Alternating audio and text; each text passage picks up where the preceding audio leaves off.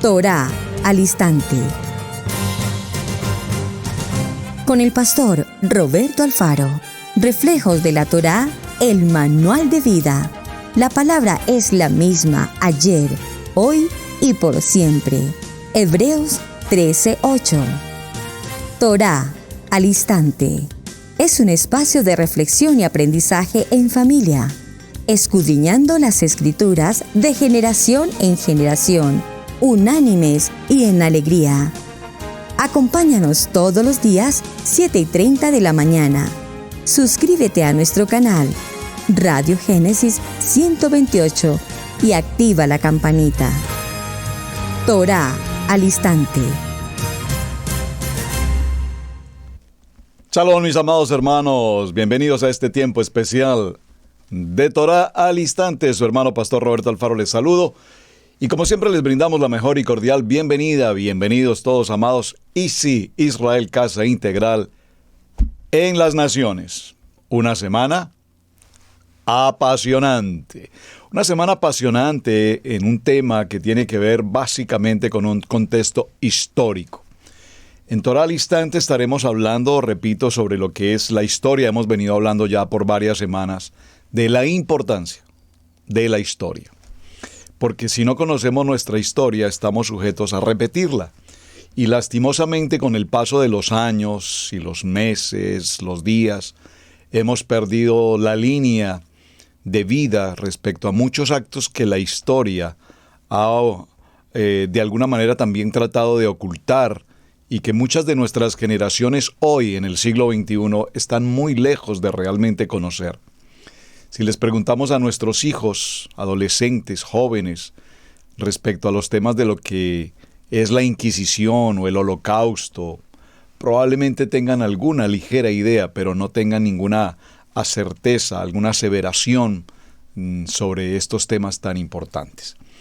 Quiero recomendarles, mis amados hermanos, los que puedan hacerlo, adquieran este libro, El regreso del marrano kosher.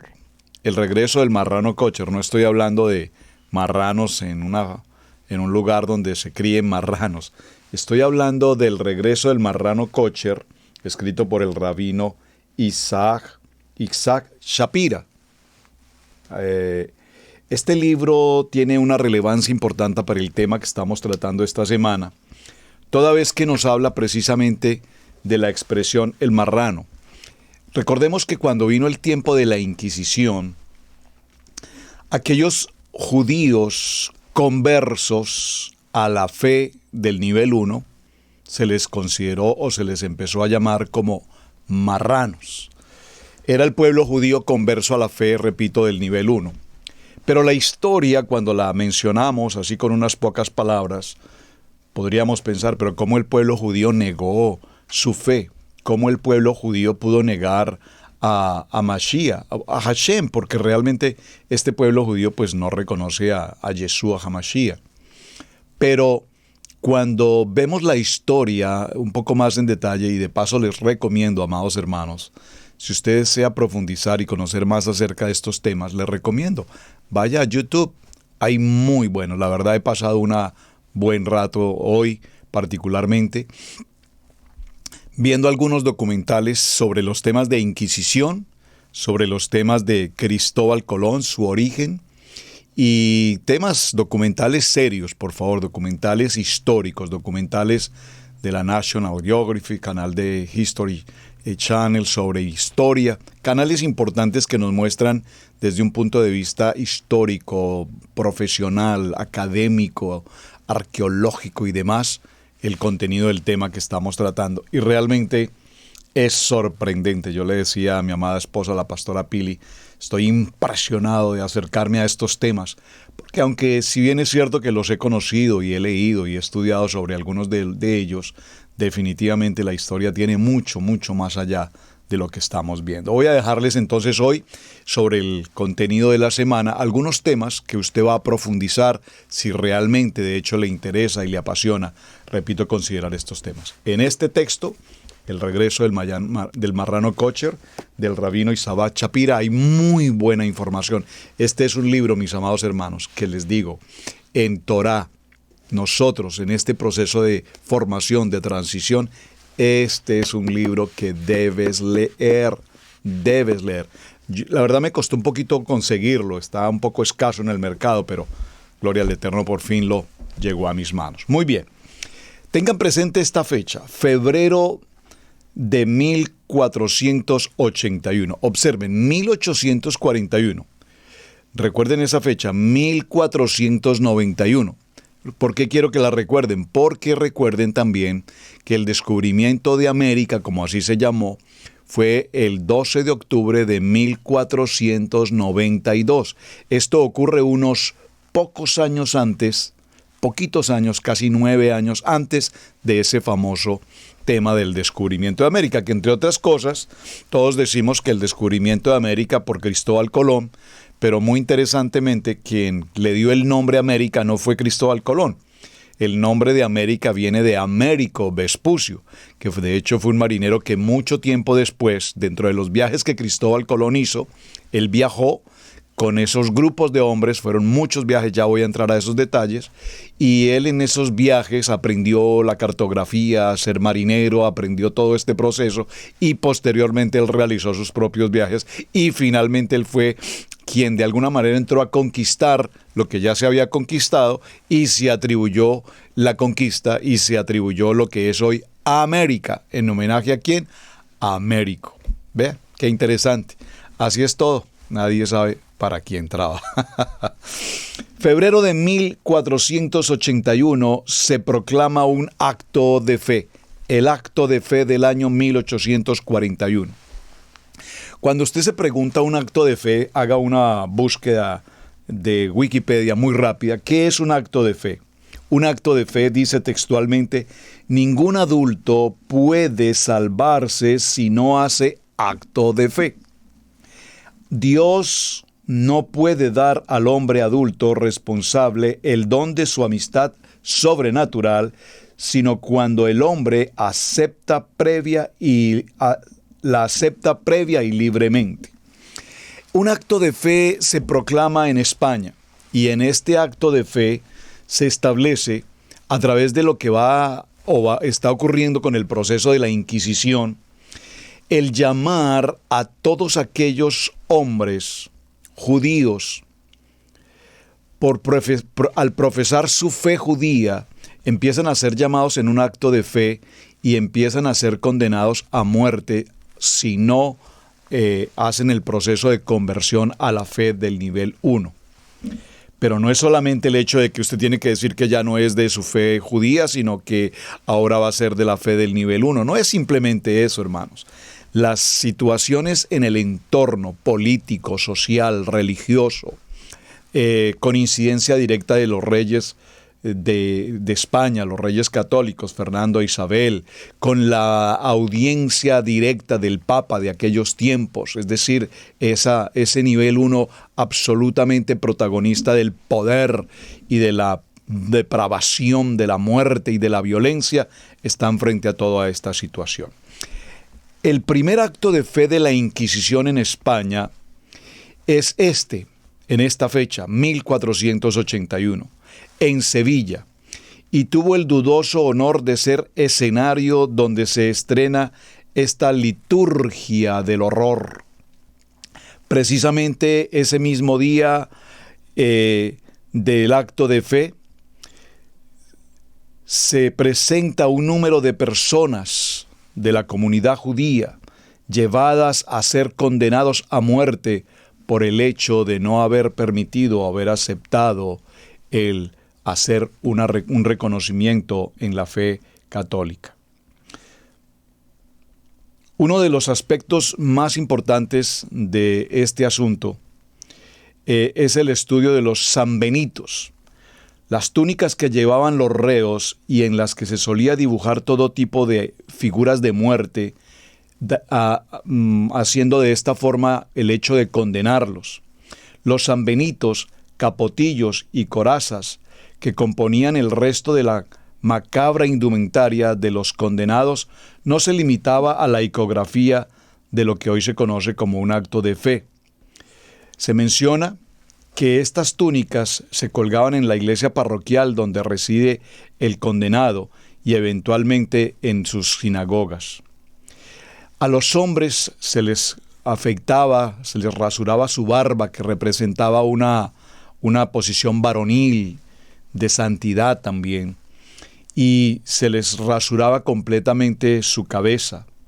A las mujeres se les despojaba de todas sus prendas de vestir, se presentaban totalmente desnudas, posteriormente eran forzadas a amarrarse a unos maderos y posteriormente la orden del acto de fe por parte de la fe 1 o del nivel 1 era quemar a estas personas en grupos de 20, de 50, de 70 personas quemados a la vez. Para no entrar en estos detalles tan macabros de los detalles que la historia narra, vemos que no quedaban, por favor, ni siquiera satisfechos de ver una escena tan dantesca y se convertían estos altares heréticos en lo que ellos consideraban un acto de fe, al tratar de eliminar a todos aquellos que tuviesen que ver de alguna manera con el tema de la herejía. Todo aquel que no proclamara la fe del nivel 1 era considerado como tal un hereje y por consecuencia el tribunal de la Inquisición tenía la responsabilidad, la santa responsabilidad de condenar a muerte a estas personas. Pero no era solamente el hecho de condenarlos a muerte, sino que adicional a ello se ocurría en lo que se conoce como la Inquisición, en ese proceso entre comillas judicial, y que más tarde se convirtió fue directamente en una institución previamente establecida, dirigida, controlada por el papado. Por favor, considere lo que estoy mencionando. ¿Quién era la cabeza visible y autónoma de toda la escena dantesca de la Inquisición? El Papa, a través de un documento que se llama la Bula Papal. Ya vamos a hablar un poco también sobre eso. Pero esto tiene otro trasfondo, y es que evidentemente los reyes de España tenían como propósito apoderarse de toda la riqueza del pueblo judío. Y la mejor manera de hacerlo era o fue crear estos actos de fe, indicando que el pueblo judío incidía en la comunidad creyente de la fe 1, incidía en el sentido de quererlos judaizar. Miren, esta palabra judaizar, que está tan de moda por estos tiempos, no es una palabra absolutamente nueva. Es más, es una palabra que le ha causado, repito, la muerte a miles de gentes de la comunidad judía en el mundo. Historias que pasan desapercibidas, historias que muchos de nuestros jóvenes, repito, tal vez nunca vayan a conocer, porque seguramente que en sus escuelas, en sus academias, no les hablarán sobre esta historia. Y me he tomado el tiempo esta semana para que recordemos un poco. ¿Por qué, hermanos? Porque es que estamos entrando a este proceso que hemos llamado, entre comillas, yo lo menciono entre comillas y con mucho respeto, las raíces hebreas. Prefiero mencionar la Torá. Y es para que signifiquemos que venir a Torá y venir a raíces hebreas no es simplemente un día decir, bueno, me voy a retirar del nivel 2, esto me parece bonito lo que están haciendo en el nivel 3, usar un talí me parece bonito, usar los tzitzis pues también, bueno, no me gusta mucho, pero está bien, reunirnos los sábados me parece rico porque el domingo me queda pues libre para ir a jugar fútbol, para no sé. No, hermanos, esto no es un asunto de moda. Esto no es un asunto de moda, es un asunto de identidad, es un asunto de convenio, es un asunto de pacto, es un asunto extremadamente serio e importante. Pero si no conocemos nuestra historia y de dónde ha venido todo lo que el pueblo judío ha tenido que pasar, entonces, como lo mencioné el día de ayer, es tan fácil hoy decir, tengo 20 años estudiando Torá y soy maestro de 30 años de Torá. No, un momentico, hermanos. No, hermanos, por favor. Mucha humildad y respeto con estos temas. El pueblo judío, que ha sido el que ha permitido que hasta nuestros días se persevere todavía la Torá y que nosotros la recibamos tan sencillamente y queramos ponernos con títulos y honores, y como pasó con Américo y con Cristóbal Colón, que otros se lleven los honores. Entonces, estos sistemas papal y el sistema monárquico de España toman el control de esta situación con el único propósito de expropiar de las riquezas, abundantes riquezas del pueblo judío. Ese era el fondo de toda la historia. Y para ello utilizaron una estrategia religiosa: hacer pasar al pueblo judío como un pueblo judaizante, hacer pasar a un pueblo judío en el sentido de estar desobediendo la autoridad de los reyes, la autoridad del Papa, con sus conceptos de Shabbat y con sus conceptos toraicos.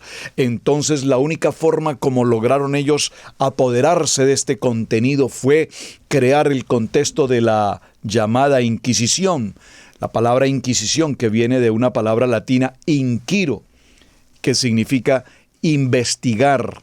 Y este nombre se aplicó a las comisiones que se presentaron desde el siglo XIII y posteriormente a otras estructuras dentro del contexto de la Comunidad Europea.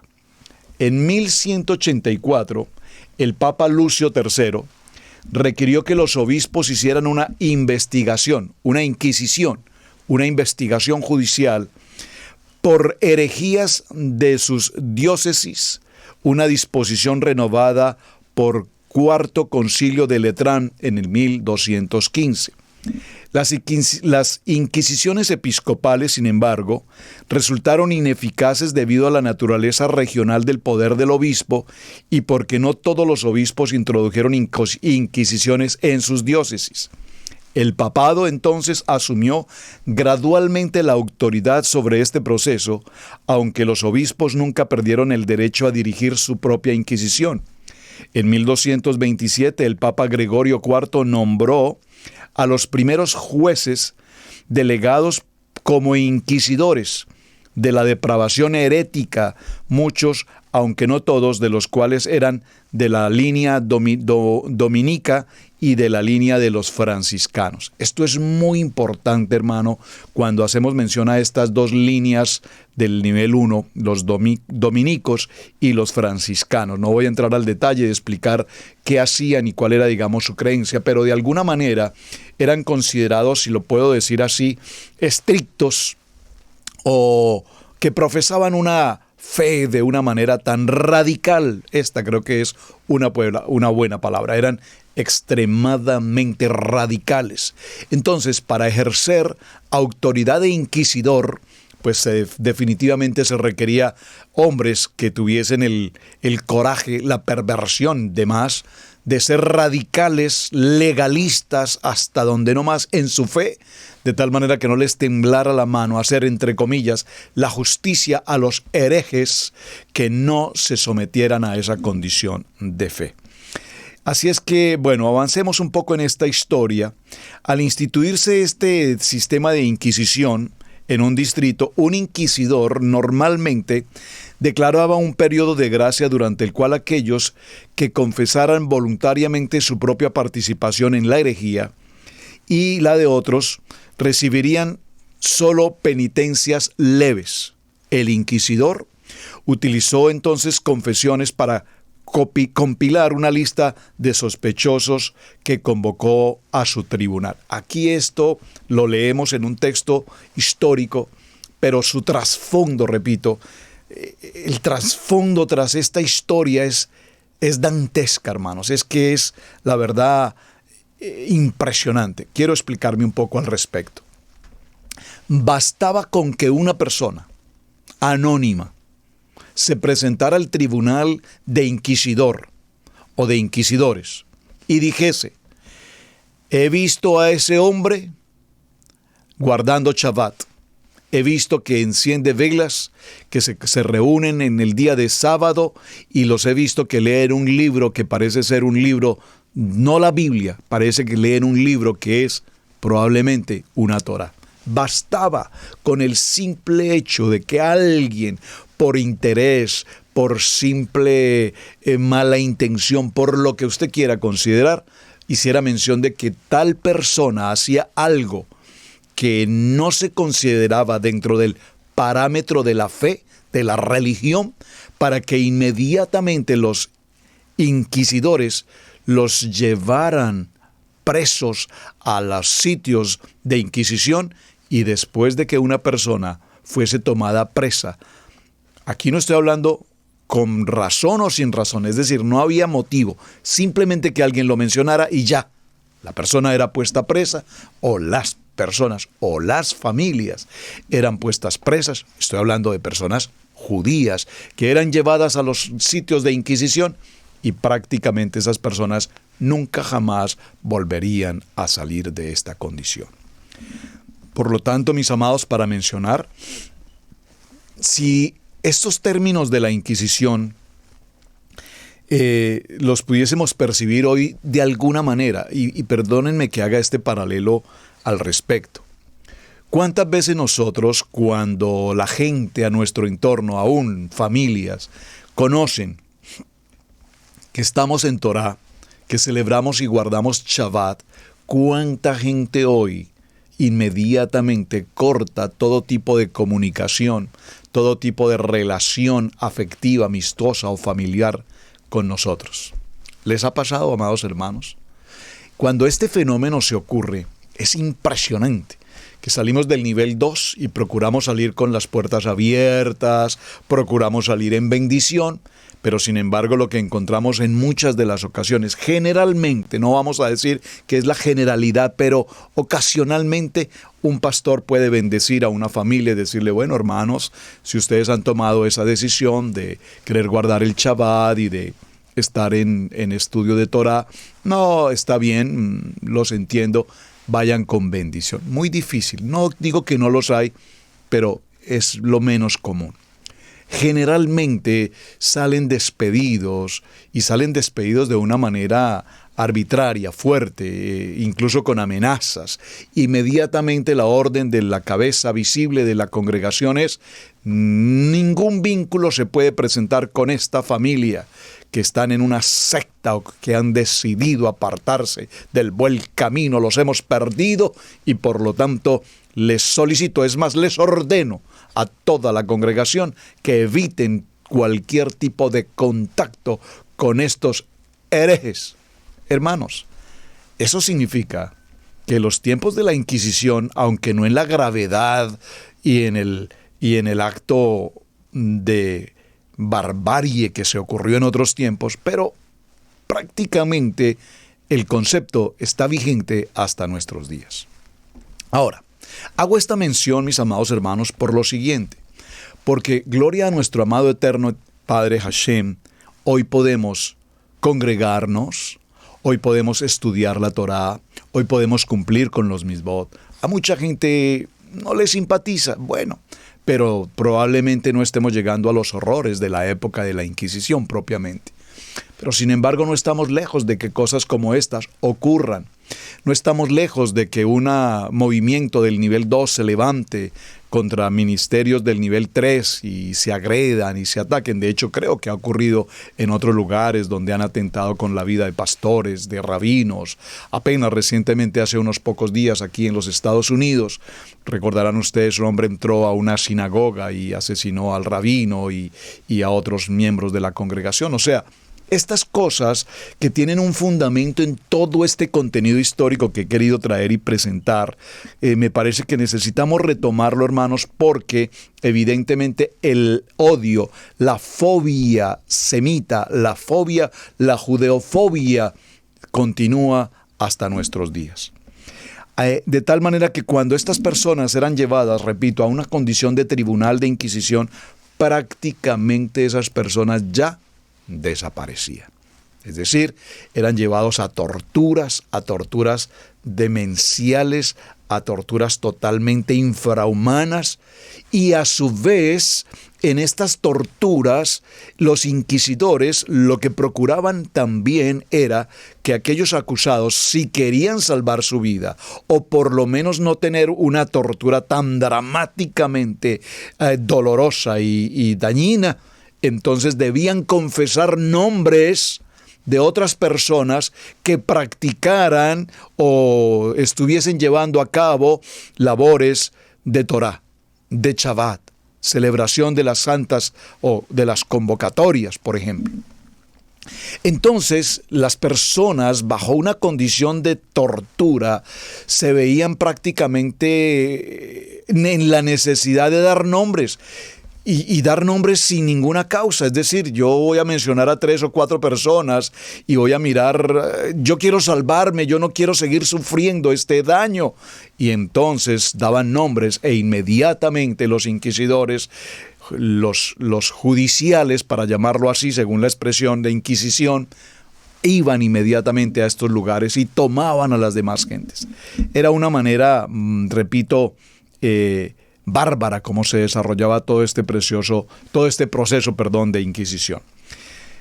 Cuando nosotros miramos estos ejemplos de Inquisición, nos damos cuenta que las personas, una vez eran puestas en prisión, repito, pues sus tragedias de vida eran lamentables.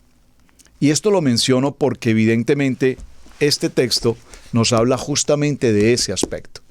Cuando el pueblo judío decidió entonces empezar a negar su fe, entre comillas, y hacerse al nivel 1, y posteriormente cuando se hacían al nivel 1 los conversos, los marranos, entonces se les permitió trabajar, se les permitió vivir relativamente, y ellos, muchos alcanzaron obviamente fortuna y posición y todo lo demás, pero ellos a su vez procuraban mantener su fe en secreto, es decir, continuaban celebrando en casa su ceremonia de Shabbat, hacían su encendido de velas, su oración de la mañana, su oración del mediodía, su oración de la tarde. Pero si llegasen a ser delatados, sorprendidos o meramente una sospecha sobre tal acto, repito, inmediatamente era considerado una herejía, era considerado un delito capital e inmediatamente llevados a la condición de pena de muerte. Normalmente la pena de muerte, aparte de las torturas y de los acosos en todos los sentidos, entonces lo que se hacía era llevarlos a las hogueras. Y esto de la hoguera tiene que ver, y lo voy a tratar de mencionar un poco más adelante, con otro evento importantísimo dentro de la historia. Quiero mencionar como siguiente punto para considerar el tema, entonces, ¿cuál era la importancia del papado de Roma hasta nuestros días hoy?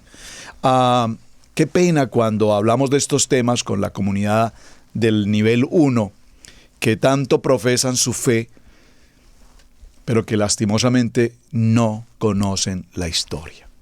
Entonces el Papa viaja a cualquier lugar del mundo y millones de gentes se apostan a recibirlo sin conocer la historia, hermanos, la historia de lo que esta institución en el mundo hace, porque es un poder político, económico y religioso, el poder más grande del mundo además. Entonces el Papa concedía una bula, la palabra bula con B larga, y vemos cómo el Papa Sixto IV, en el año de 1478, firma una bula papal, esto en latín, exegit senseras devotius affectus, para establecer que fueran los mismos monarcas, esto es, los monarcas de España, los reyes católicos, los monarcas, los que nombrarían a su vez a sus inquisidores, y así ellos tuvieran el control sobre todo lo que ocurriera. Y aquí en esta historia aparece un nombre que lo quiero mencionar. Usted probablemente pueda hacer una tarea y entrar a conocer un poco más sobre este hombre en especial. Su nombre, Fray Tomás de Torquemada, 1420 a 1498. Tenga presente en su historia, en su contexto de estudio histórico, este nombre, Fray Tomás de Torquemada, porque este hombre fue prácticamente el fundador verdadero de todo el proceso de la Inquisición. Es decir, este Fray Tomás, este monje, se tomó muy en serio la posición que se le dio por parte de los reyes de España como inquisidor, que fue él quien planeó, fue quien dirigió, quien preparó, quien escribió, y está documentado hasta nuestros días exactamente todo el procedimiento. Es decir, es algo así como si él hubiese escrito el código de procedimiento penal o la constitución de un país. Él fue quien determinó cómo, de qué manera, todo el proceso, absolutamente todos los detalles, hasta el más mínimo detalle de cómo se debía tratar, cómo se debía maltratar, cómo se debía quemar, matar a aquellos judíos que no aceptaran la fe del nivel 1. Fray Tomás de Torquemada es una de las figuras más emblemáticas de la Inquisición española. Tuvo un papel muy importante en la puesta en marcha de lo que se llamó la Santa Inquisición a finales del siglo XV. En 1483 los reyes católicos lo nombraron el Inquisidor General de Castilla y la de Aragón, exceptuando los territorios en Italia. Se ha podido detallar el ascenso de este ambicioso, aunque austero personaje. Su tío era Juan de Torquemada, quien era el confesor del rey, lo que le permitió los contactos reales necesarios para cumplir con todas sus ambiciones. La carrera eclesiástica de Tomás de Torquemada también fue decisiva. Sus primeros pasos lo llevaron al convento,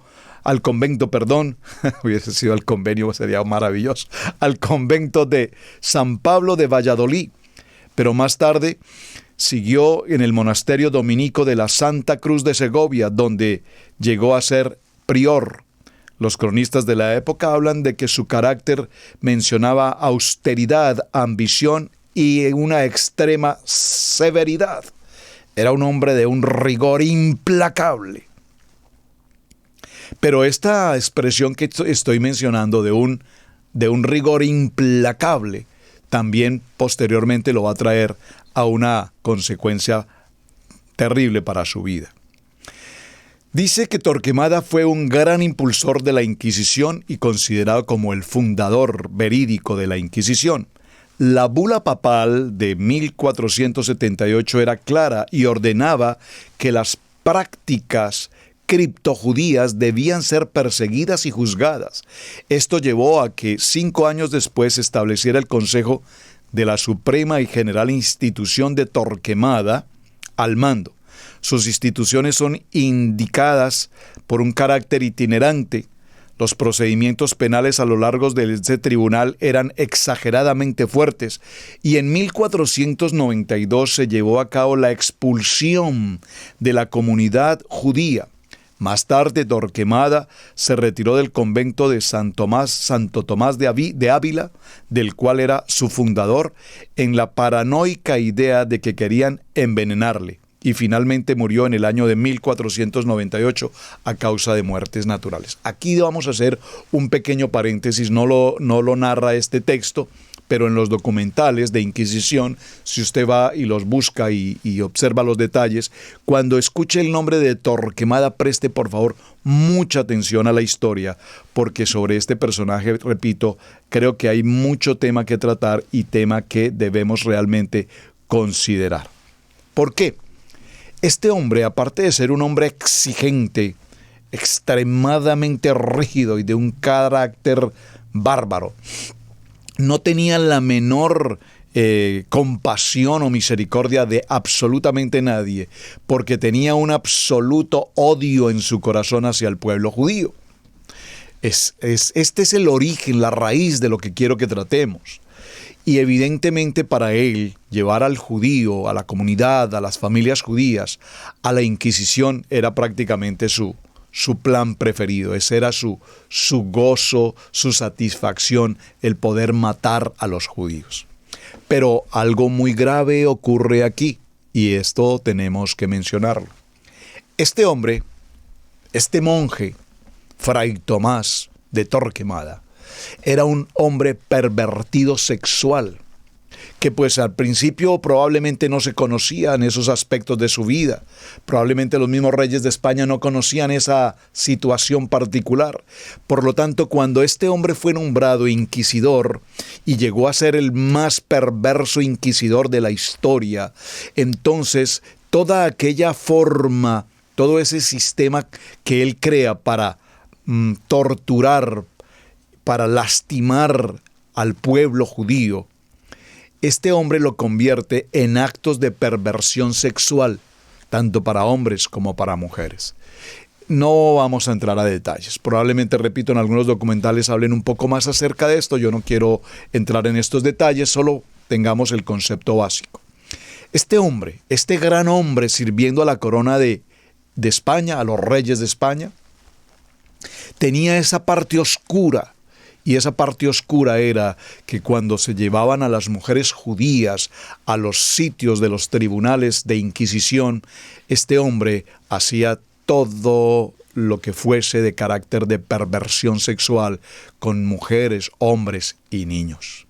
Hasta que posteriormente se descubrió toda esta escena y realmente fue básicamente destituido de todo lo que pasó. La historia que tengo aquí a la mano no nos narra esos detalles, pero lo traigo a colación porque algunos de las historias y todos los temas que hemos podido ir tratando sí nos muestran y nos hablan respecto a estos puntos tan impresionantemente desgarradores de lo que es, repito, la historia. Por lo tanto, mis amados, cuando vemos esta narrativa, nos estamos dando cuenta que la historia no es solamente que el pueblo judío fue sacado de su tierra y llevado hacia Babilonia y llevado hacia tantos puntos. No es solamente quedarnos con la historia de que nuestro pueblo judío, nuestros hermanos de Judá, fueron llevados a una condición de quemarlos vivos en Alemania.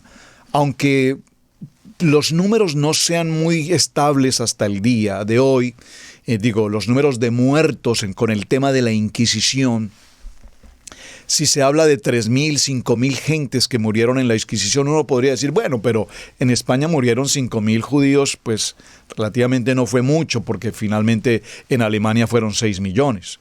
Pero para el tiempo de 1492 y esos años, que 5,000 judíos o 3,000 o 6,000 hubiesen muerto en manos de los inquisidores por guardar la Torá, estamos hablando de que es una calamidad enorme. Entonces esos números nos tienen que definitivamente afectar, esos números nos tienen que definitivamente traer a memoria de que nuestro pueblo, la tribu de Judá hasta nuestros días, han pasado por esas calamidades terribles. Ahora, definamos una palabra en todo este contenido. ¿Qué es entonces un hereje?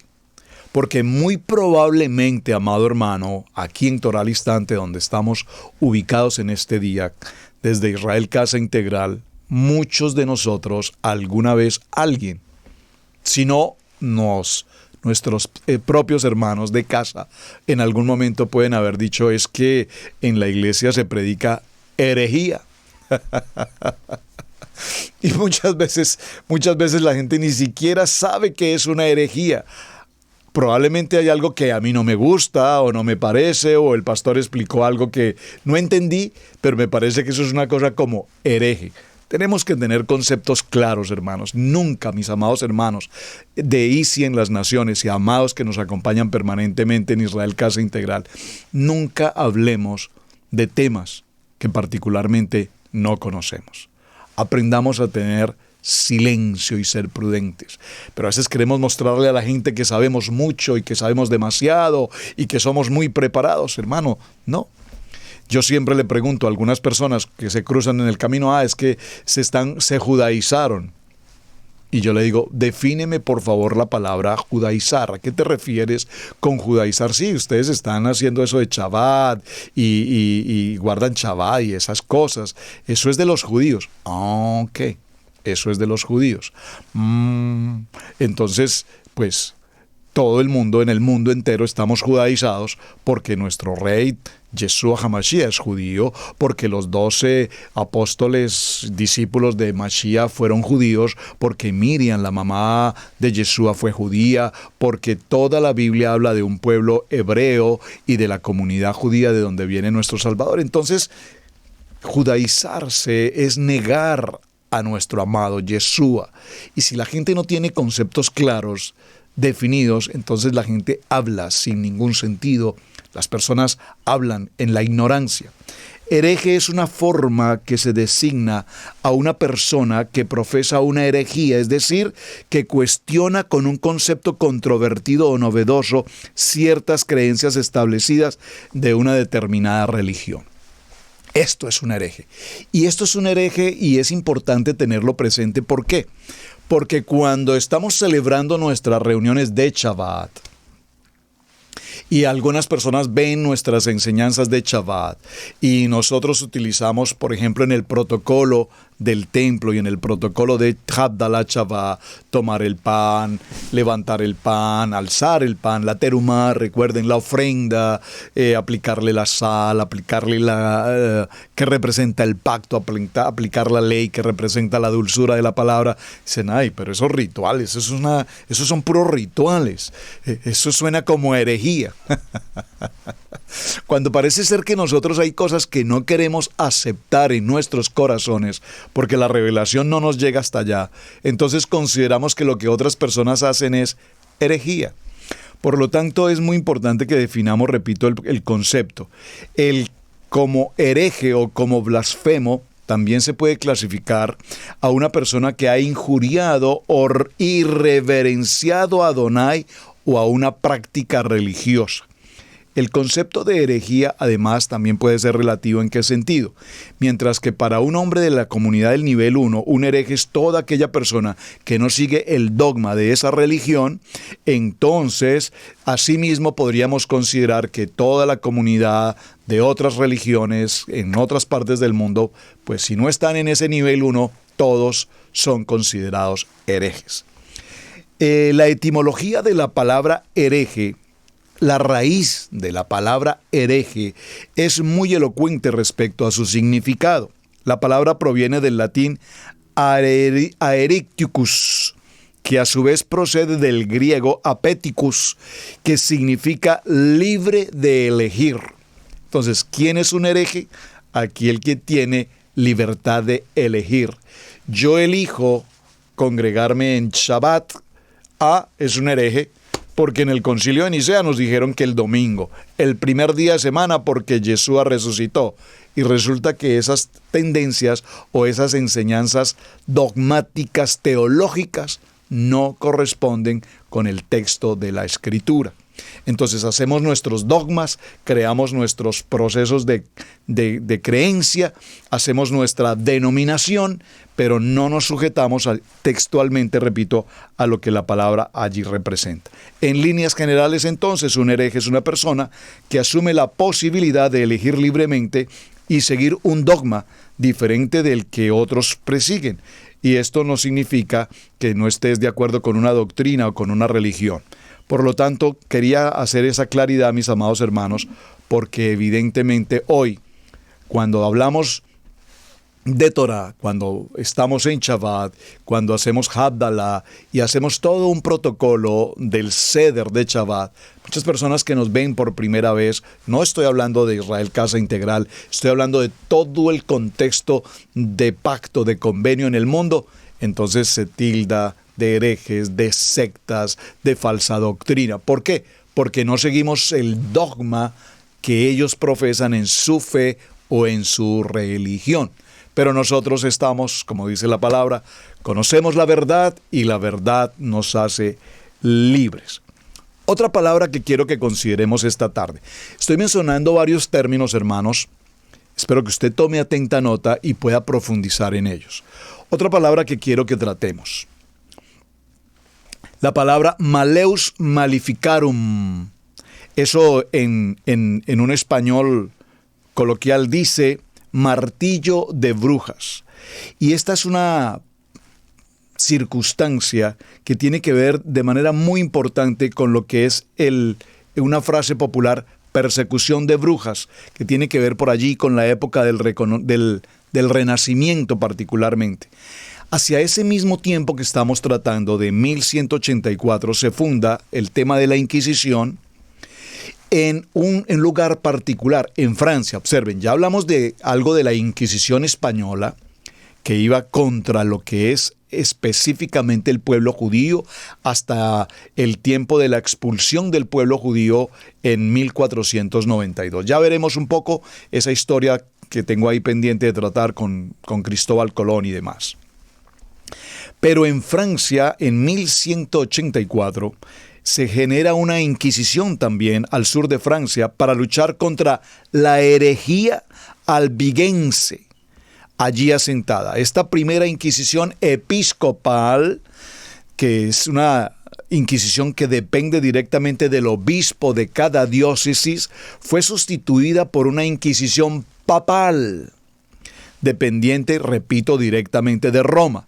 En el año 1231, a pesar de la creación de la creencia en las brujas, que es anterior a todo el contexto mismo de lo que es el cristianismo o el nivel 2, no es hasta el año 1484 cuando el Papa Inocencio VIII hace constatar una bula, recuerden la palabra bula, oficialmente un documento de la fe del nivel 1, y en su existencia, mediante esta bula, Sumanis Disirantes Afflictibus. Esta bula hace referencia a el Malus Maleficarum, que es el más famoso de todos los libros de brujería escrito hasta nuestros tiempos, desde los años de 1486 y publicado en 1487. Aunque los más importantes teólogos de la Inquisición en la Facultad de Colonia condenaban el libro por recomendar procedimientos poco éticos e ilegales, asimismo, en ese mismo tiempo se hace referencia a las doctrinas demonológicas practicadas en la Iglesia. Este es un tema apasionante. No sé si le pudiésemos dedicar un estudio en particular, pero en la medida que lo fui leyendo, no deja de traerme una gran impresión, porque repito, son temas que probablemente pasamos por alto, y qué lindo aprender hebreo, y qué lindo aprender la Torá, pero hermanos, es que si no conocemos la historia, estamos sujetos a repetirla. Este concepto de maleficio se hizo accesible a un amplio público, y este concepto de brujería demonológica contribuyó a la casa de brujas a atribuir autoridad y credibilidad a los procesos de brujería que ya se conocían desde otros tiempos. A fines de la Edad Media se estaban produciendo cambios muy bruscos en la forma de vida, particularmente en Europa, y era una época en la que se estaban descubriendo nuevas tierras, que fue parte de lo que más adelante veremos con el proceso del descubrimiento, comillas, de América. Y comenzaba a despertarse entonces una conciencia popular entre los campesinos de Alemania, quienes poseían conocimientos religiosos rudimentos mezclados con supersticiones ancestrales. Aparece en aquel tiempo la imprenta, que abriría la posibilidad de una gran difusión de textos y documentos hasta nuestros días, que los podemos constatar. Entre ellos aparece la Biblia, y existen complicados estudios pseudocientíficos para leer los astros y la creencia firmemente de lo que era la astrología esotérica como magia. Y existían muchos libros sobre magia talismática y secretos de alquimia. Este martillo de brujas fue complicado y escrito por los monjes inquisidores dominicos, que también fueron conocidos posteriormente como los inquisidores. Y aquí entonces viene otra escena, y es que para Francia, voy a tratar de resumir porque es un texto inmenso, para Francia se levanta en toda aquella región, Francia, Alemania, en esos sectores de Europa, un movimiento esotérico, un movimiento de magia, de astrología, de zodiaco. Bueno, creo que hace 2 semanas hablamos durante toda la semana sobre ese asunto. Bíblicamente lo estudiamos. Todo lo que tenía que ver con el misticismo, todo lo que tiene que ver de hecho con ateísmo, lo que tiene que ver con carta astral, superstición, zodiaco, consulta de muertos, agoreros, etcétera, etcétera. Vea ese programa 2-3 semanas anterior, ahí lo va a encontrar. Entonces, el gobierno francés ordena la Inquisición. Una inquisición, o sea, recuerden que la palabra inquisición en principio significa investigar. Una inquisición respecto a la polución en todos los territorios de brujas practicantes de todo tipo de artes esotéricos y demás, que obviamente estaban en contra de la fe, para el caso hablando de la fe en el sentido de la fe del nivel 1. Entonces, nuevamente la Inquisición toma control sobre este punto y en el año de 1487 vemos que se producen una serie de documentos, escritos, textos, libros, entre ellos particularmente el Martillo de las Brujas, que era un libro de maleficios, y entonces se empezó la persecución a toda persona que tuviese en sus manos, en su casa, o conocimiento o acerca de algo que tuviese que ver con estos escritos, para llevarlos inmediatamente a la Inquisición, al Tribunal de Inquisición y, por supuesto, condenarlos, so pena de la fe. Es decir, que siempre la Inquisición, por eso se dice la Santa Inquisición, haciendo querer entender que la Santa Inquisición es una manera de cómo hacer justicia, cómo hacer que la fe se honre, se respete, que la fe tenga santidad, pero realmente detrás de toda esta fe, repito, lo que habían eran intereses políticos, intereses económicos, intereses de gobierno, de poder, de autoridad y, por supuesto, matar a todo aquel que se oponga a los planes establecidos por una nación o por un gobierno. Interesante, durante el siglo XV la Inquisición se dedicó a quemar a todos aquellos hombres y mujeres, especialmente mujeres llamadas brujas, y es así que vemos cómo se dio una cacería, y de ahí viene la famosa expresión, la cacería de brujas, la cacería de brujas, que fue una bula debidamente establecida por el Papa, quien a través de sus documentos de Inquisición determinó a los jueces laicos y a los jueces de las monarquías para que continuaran esta cacería de brujas en pro y en beneficio de la Iglesia, retirando de allí todo libro de bolsillo o documento que tuviera que ver con maleus maleficio, maleficios malos. Traducciones contemporáneas de la obra, hasta el día de hoy todavía se pueden localizar algunos documentos sobre este tema. Bueno, mis amados, vamos a hacer una pequeña pausa, 2 segundos, ya regresamos. Mateo 10, 6 al 7. Vayan mejor a las ovejas perdidas de la casa de Israel. Y al ir, proclamen, el reino de Yahweh está cerca. Suscríbete a nuestro seminario Raíces Hebreas.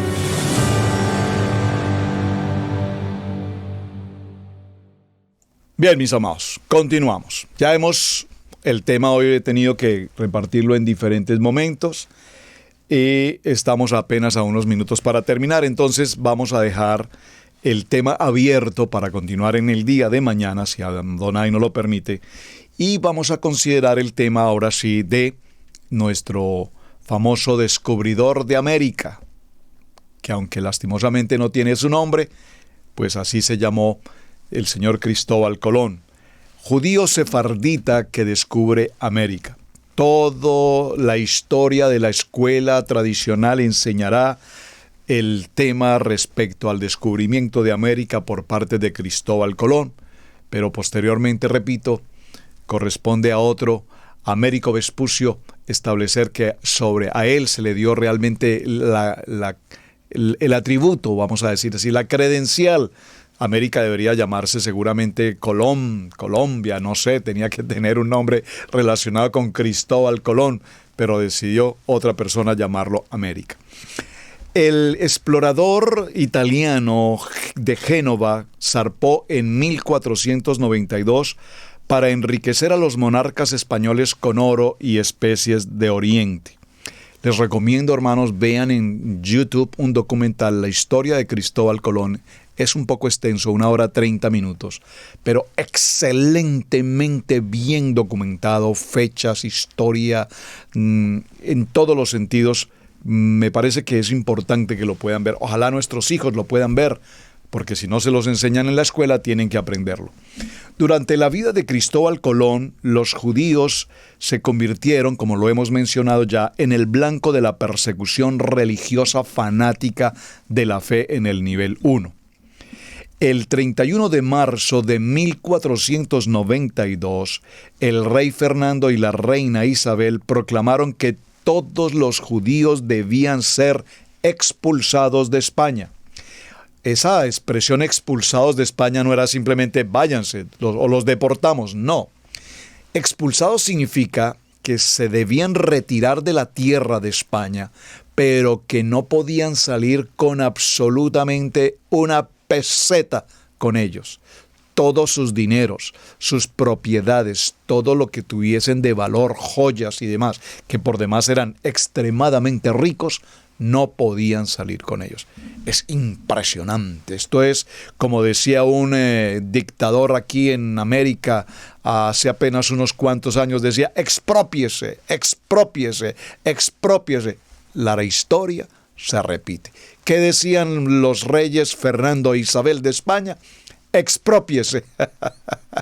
Y tomaban de toda la riqueza del pueblo judío porque su único interés de hecho era ese, tomar la riqueza del pueblo judío. Esta salida fue dramática, por supuesto. Salieron sin absolutamente nada más que lo que tienen puesto. Y en todo este proceso había un promedio de 800,000 judíos que no conocían más que su fe en la Torá. Y entonces empieza el proceso de la Inquisición para que ahora sean conversos a esta fe. Y muchos de ellos, después de haberlo perdido todo, después de haber perdido familias, después de haber pasado por todo este vástago mundo de crueldad, definitivamente tuvieron que aceptar conversos, volverse conversos, aceptar la fe católica y de ahí el término marrano kosher. Los judíos que se vieron obligados a renunciar a su fe y a su historia de Torá y abrazar el contexto de la fe en el nivel 1, eran conocidos como conversos. También hubo quienes fingieron esta conversión practicando el catolicismo hasta el exterior, mientras que secretamente practicaban su fe en la Torá. Obviamente era lo típico, es decir, hablaba hace unos días con alguien sobre el tema. Probablemente ellos no es que hayan tenido una conversión legítima, auténtica, es decir, bajo la presión inquisitoria, aceptaron volverse católicos, hacer una confesión de fe en ese nivel 1, pero su corazón seguía siendo el corazón del pueblo judío, su Torá, el cumplimiento de los misbot, el cumplimiento de Shabbat, por favor, secretamente. Decenas de miles de ellos fueron torturados por la Inquisición española. Se vieron presionados a dar los nombres de sus propios amigos y aún de los propios miembros de su familia, quienes desfilaron frente a una multitud de gentes, apabullándolos, atados y atravesados con estacas y posteriormente llevados para ser quemados vivos. Sus tierras y sus posesiones, absolutamente todas sus riquezas, fueron retiradas, expropiadas para pasar a manos de la Santa Iglesia. Y por supuesto, de la corona de España. Mis amados, creo que estamos sobre el tiempo. Así apenas hicimos la introducción, pero quiero que vean, por favor, si pueden hacerlo y ven el documental. Aquí está en YouTube, Historia de Cristóbal Colón, sus viajes, su historia. Si se los puedo compartir, el link para que lo puedan específicamente cuál. Hay varios seguramente, pero hay uno muy especial. ¿Por qué, hermanos? Porque la historia de este hombre judío, de la comunidad sefardita, de padres judíos, nacido en Génova, aunque pareciera ser impresionantemente fabulosa, que de hecho lo es, como un gran marinero, como un gran cartógrafo, como un conocedor de los astros, de pronosticar las estrellas, los viajes, las rutas, la cartografía, los mapas, las maneras como durante esos 4 viajes hizo todo lo que hizo, su vida termina en una completa y absoluta tragedia total, en una miseria absoluta, en ruina, en enfermedad, despojado absolutamente de todo lo que había logrado conquistar a través de sus diferentes viajes por el mundo. De tal manera que por eso la historia es tan extremadamente importante que la conozcamos, porque cuando hablamos de Cristóbal Colón y celebramos el 12 de octubre, celebrar el tiempo del descubrimiento, ¿qué tal si conociéramos realmente todo el trasfondo que pasó? Cuando se nos dijo que habían invadido nuestras tierras y habían causado destrozos, muertes y violación. Pero, mis amados hermanos, tenemos que saber quiénes ocasionaron esto, porque después de su primer viaje, cuando él regresa a España con oro, evidentemente, recogió oro, recogió frutas y muchas otras cosas. Incluso llevó indios, como fueron llamados, desde estas tierras hacia España. Su intención era que estos indios aprendieran el idioma y que a su vez España aprendiera su lenguaje para que pudieran entrar a un nivel de comunicación. A partir de ese momento empezaron a aparecer un sinnúmero de hombres exploradores. Fueron exploradores desde zapateros, fueron exploradores los sastres, los estudiantes, los monjes. Miles de gentes se ofrecieron para venir a las Américas porque sabían que había oro y su intención solamente fue buscar riquezas. Y muchos de esos hombres que posterior a los viajes de Colón empezaron a venir y a viajar, y empezaron 3 embarcaciones, la Pinta, la Niña y la Santa María. Posteriormente hubo más de 1,500 embarcaciones que vinieron hacia nuestras tierras.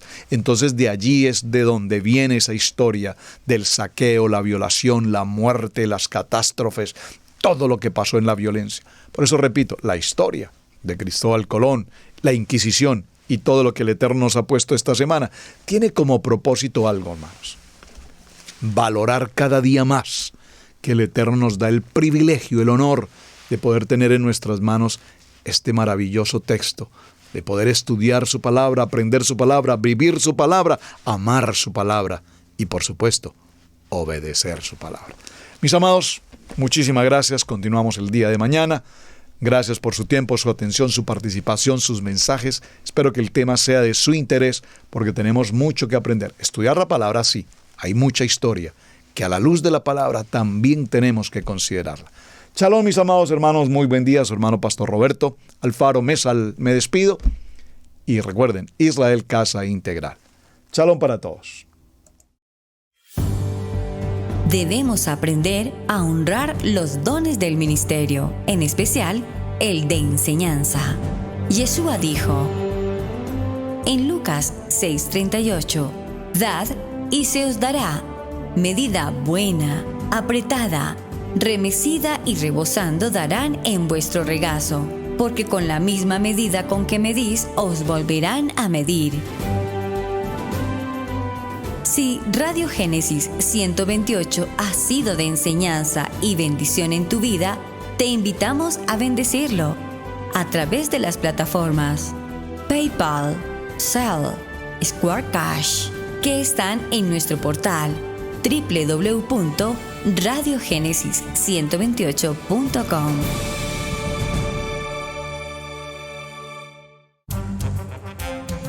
Hemos presentado Torá al Instante con el pastor Roberto Alfaro. Para nosotros es un privilegio poder servirles. Contáctanos a nuestro correo electrónico radiogenesis128@gmail.com.